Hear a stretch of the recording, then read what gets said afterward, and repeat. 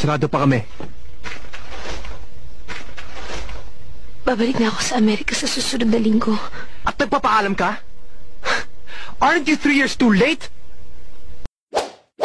Sorry. Sorry? Na ginago mo ko? Na pinagmukha mo kong tanga? Alex, hindi ko naman ginusto. How dare you! Naghintay ako, Ana. Pinaasa mo ako. Pinakamalagang araw yun sa buhay ko. Nating dalawa. Pero iniwan mo ako.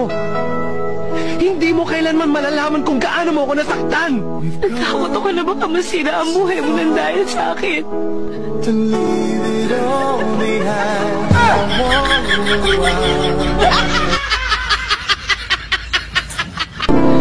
Umalis ka na. Why did you go?